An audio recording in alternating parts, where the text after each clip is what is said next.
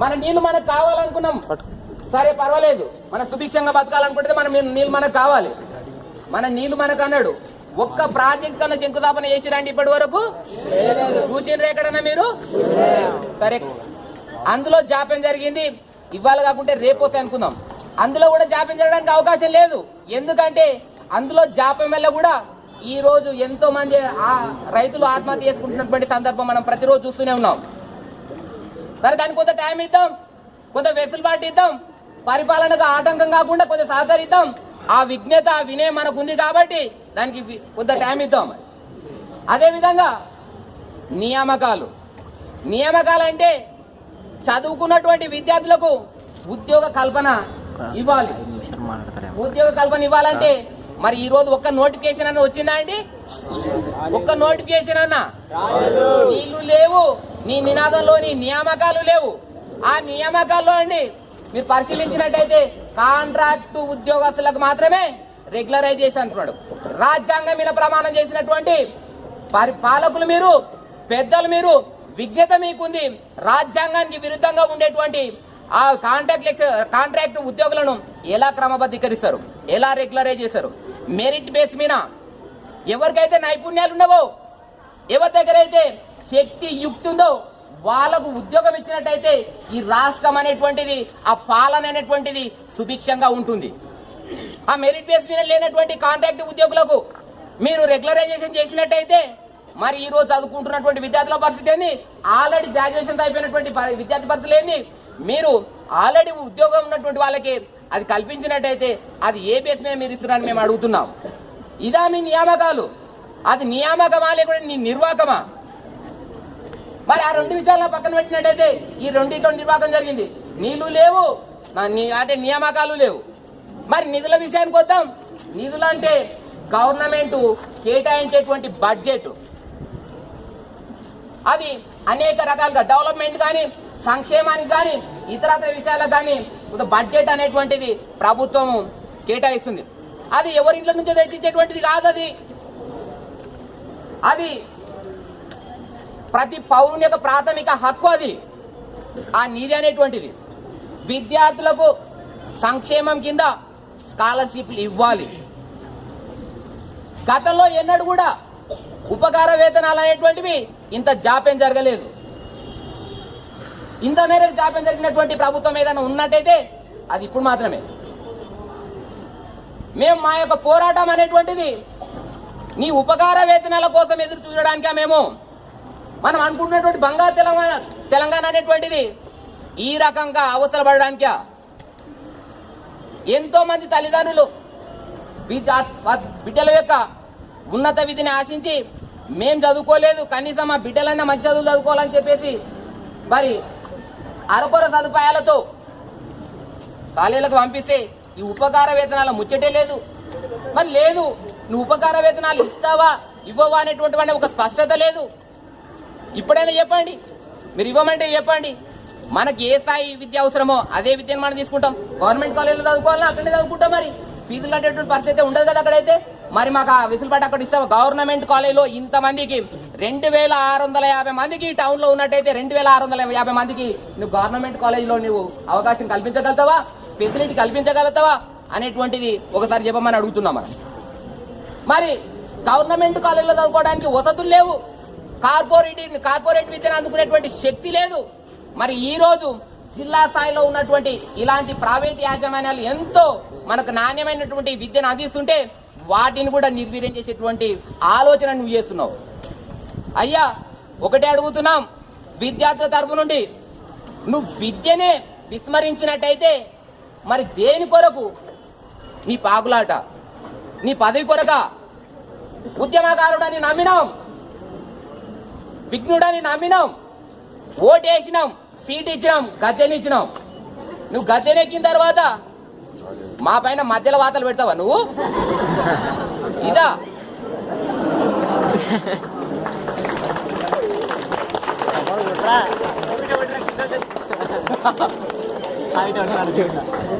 అయ్యా, ఇప్పుడున్నటువంటి ప్రభుత్వ పెద్ద, అప్పుడున్నటువంటి ఉద్యమకారుడు ఉద్యమం నడుస్తున్నటువంటి సందర్భంలో అనేక సార్లు మనకు తెలుసు కేంద్రం మెడలు వంచైనా ఇప్పుడున్నటువంటి పాలకుల మెడలు వంచైనా, ముఖ్యమంత్రి మెడలు వంచైనా తెలంగాణను సాధించుకుందాం, మన స్వరాష్ట్రాన్ని మనము ఏలుకుందాం అని చెప్పినటువంటి సందర్భం అనేక సార్లు ఉంది. మేము కూడా అదే చెప్తున్నాం. మేము ఎవరి మెడలు ఉంచుతామని చెప్పట్లేదు. అయ్యా మా తల ఉంచుతాం, ఎవరో తల ఉంచాం, మా తల ఉంచుతున్నాం. విజ్ఞతతో వినయంగా అడుగుతున్నాం, మా స్కాలర్షిప్లు మాకు ఇవ్వమని అడుగుతున్నాం. అదన్నా వినిపిస్తే అర్థం చేసుకొని తొందర మా స్కాలర్షిప్ రిలీజ్ చేయాలని అడుగుతున్నాం. లేదంటే గలమెత్తుతాం, గర్జిస్తాం, పదం దొక్కుతాం, కథం దొక్కుతాం, నీ అసెంబ్లీకి వస్తాం. మా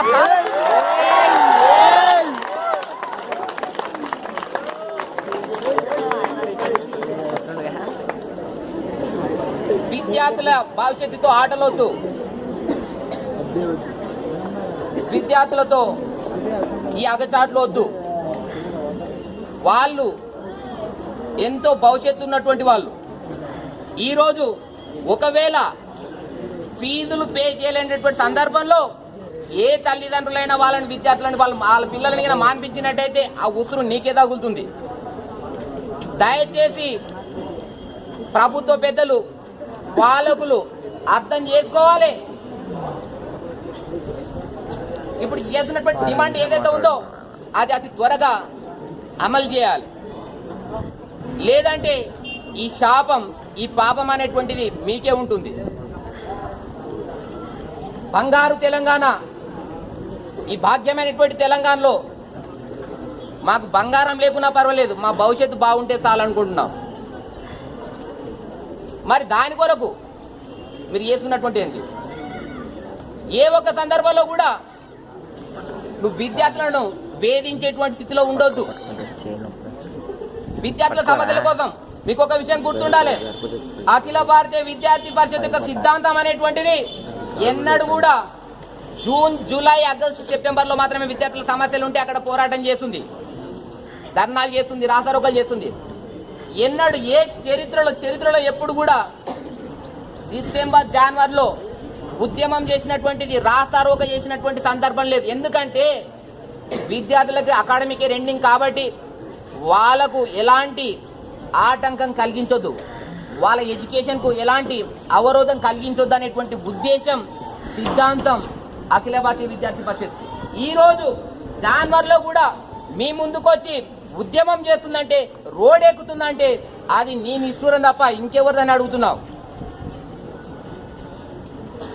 ఆ సమస్య అనేటువంటి ఎంత జటిలంగా ఉందో మీకు తెలుసు. మీకు ఆల్రెడీ క్లాస్కి వచ్చి మనం యాజమాన్యం అనేటువంటిది ఆల్రెడీ చెప్పింది. అయ్యా స్కాలర్షిప్లు ఇక రావు ఏమని చెప్పిరండి, స్కాలర్షిప్లు ఇక రావు. కాబట్టి ఏం చేయాలి? మీరు ఫీజులు కట్టాలి. మరి గతంలో లేనటువంటి సమస్య ఇప్పుడే ఉత్పన్నం కావడానికి గల కారణమేంది? కొన్నిటికి జాప్యం జరిగితే పర్వాలేదు. ఈ అకాడమిక్ ఇయర్ అనేటువంటిది కంప్లీట్ అవుతుంది. ఫస్ట్ ఇయర్ వాళ్ళకు కనీసం అప్లై చేసుకోవడానికి ఒక విధి విధానం అంటే స్పష్టత లేదు. పాస్ పథకం అన్నారు. అప్పుడు ఉన్నటువంటి సంక్షేమంలో ఉన్నటువంటి సెక్రటరీ ఈ రోజు కూడా ఆయనే ఉన్నాడు, రేమండ్ పీటర్. పాస్ పథకం యొక్క రూపకర్త ఆయనే, మరి అతనే ఉన్నాడు. మీరు ఇంకా అందులో స్పష్టత ఇవ్వకపోవడానికి గల కారణం ఏంది? మీకు విద్యార్థుల పట్ల నిర్లక్ష్యం, విద్యార్థుల పట్ల హేళన ఉందని చెప్పేసి మేము ఆరోపిస్తున్నాం. దాన్ని అర్థం చేసుకోవాలి. విద్యార్థులకే ఎదురొస్తే, విద్యార్థి పరిషత్కే ఎదురొస్తే నువ్వు బంగాళాఖాతంలో స్విమ్మింగ్ చేసినట్టే అని గుర్తు చేస్తున్నావు. విద్యార్థుల సమస్యల పట్ల, విద్యార్థులకు స్కాలర్షిప్ రాలేదని చెప్పేసి, జాప్యం జరిగిందని చెప్పేసి సిరిసిల్లలో వచ్చినటువంటి మినిస్టర్ని అడిగితే లాఠీ చార్జ్ చేయిస్తావా? ఈ లాఠీలకు, తూటాలకు భయపడేటువంటి శక్తి కాదు ఈ విద్యార్థి శక్తి. ఆ సంఘటితం అనేటువంటిది కదిలితే మీ పీఠాలు కదలాలి అక్కడి నుంచి. కాబట్టి కదలక ముందే మేల్కోండి, మా బాధను అర్థం చేసుకోండి. మేమైతే విద్యార్థి పరిషత్ తరఫున వినయంగా, విజ్ఞతతో అడుగుతున్నాం, ఆకాంక్షిస్తున్నాం. అవకాశం అనేటువంటి ఇంతవరకు చాలా ఇచ్చినాం. ఇంకా జాప్యం చేయొద్దు, రావాలే, ఇవ్వాలే. అదేవిధంగా దీని అంతటికి కూడా విద్యార్థులందరూ కూడా సహకరించాలి. మనం అందరూ సహకారంతో సంఘటన చేసినట్టయితేనే ఆ పీఠాలు కలుగుతాయి. కాబట్టి రేపు ఈ ఫీ రియంబర్స్మెంట్ కొరకు, ఈ స్కాలర్షిప్ కొరకు రన్ ఫర్ రియంబర్స్మెంట్ అనేటువంటి ప్రోగ్రామ్ ఉంది. రన్ ఫర్ స్కాలర్షిప్ అనేటువంటి ప్రోగ్రామ్ ఉంది. మనం ఎక్కడ కూడా విద్యార్థి పరిషత్ ఆటంకం చేయాలని, చదువుకు ఎలాంటి ఆటంకం చేయాలని కోరుకోదు. మీరు వెళ్ళాలి, మళ్ళీ రావాలి, క్లాసులు వినాలి, భవిష్యత్తు మీది. కాబట్టి ఎందుకు బయటికి వెళ్ళాలి? ఈ 4 గోడల మధ్య ఉన్నట్టయితే సమస్య అనేటువంటి నలుగురికి తెలియదు. మీరు బయటికి వెళ్తే గానీ అప్పుడు తెలుస్తుంది. ఇంతకుముందు మన రోడ్డు పైన దేనికి ఎక్కేదండి? తెలంగాణ కోసం. తెలంగాణ సాధించుకున్నామా లేదా? సాధించుకున్నాం. ఇప్పుడు రోడ్ ఎక్కితే అడుగుతారు, అక్కడికి వెళ్ళిన తర్వాత అడుగుతారు, అమ్మ ఎందుకో పరిగెత్తుతున్నావు, అమ్మ ఎక్కడ సినిమాకి వెళ్తున్నావు అంటారు. కాదు కాదు కాదు అంటారు. ఎందుకు వెళ్తున్నావు అంటారు. మాకు స్కాలర్షిప్ రాలేదు అంటే అదేంటిదని మాకు తెలియనామైతే ఏమంటారు, తెలియని వాళ్ళు అయితే ఏమంటారు అదేంటిది అంటారు. అంటే గవర్నమెంట్ మాకు ఇచ్చేటువంటి స్కాలర్షిప్ అనేది ఉంటుంది, అది తీసుకొచ్చి మేము కాలేజీలో చేసుకుంటే మాకు చదువుకొని ఇస్తారు అని చెప్తారు. మీరు అయ్యో అది కూడా ఇవ్వలేదా అంటారు. అది కూడా ఇవ్వలేదంటే మరి మీకేం ఇవ్వలేదని మీరు అడతారు. అయ్యో మా ఇంట్లో కరెంటే లేదు, అసలు నీళ్ళే లేవు. ఇంకో ఆమె చెప్తుంది. ఏమని చెప్తుంది? ఆ పిల్లలకు స్కాలర్షిప్ లేవంట, ఇంత కరెంట్ లేదంట. అయ్యో ఏదో మంచోళ్ళని మనం ఓటేసి ఇట్లా చేస్తారు వాళ్ళు అనుకుంటారు. అంటే మనం రోడ్ ఎక్కితే అబస్పాలయ్యేటువంటిది ప్రభుత్వమే. అది జరగొద్దు అనుకున్నట్టయితే మీరు స్టూడెంట్స్తో పెట్టుకోవద్దు. ఆ స్కాలర్షిప్లు మాకు ఇచ్చినట్టయితే ఈ ఆందోళన అనేటువంటి కొనసాగదు. లేనట్టయితే మీకు ప్రతి చోట అడ్డుకుంటాం, ఎదురుపడతాం. మాకు సాగుగా ఇచ్చినట్టయితే మీ పాలనకు ఎలాంటి ఆటంకం ఉండదు. దయచేసి ఇప్పుడైనా ప్రభుత్వ పెద్దలు, ప్రభుత్వ పాలకులు అర్థం చేసుకొని వెంబడే ఉపకార వేతనాలు రిలీజ్ చేయాలని కోరుకుంటాం. వెంబడే ఉపకార వేతనాలు. ఈ అవకాశం ఇచ్చినటువంటి షాద్నగర్ పట్టణ శాఖకు మరియు విద్యార్థులకు యాజమాన్యానికి అభినందనలు తెలియజేసుకుంటూ జై హింద్, జై భారత్ మాత.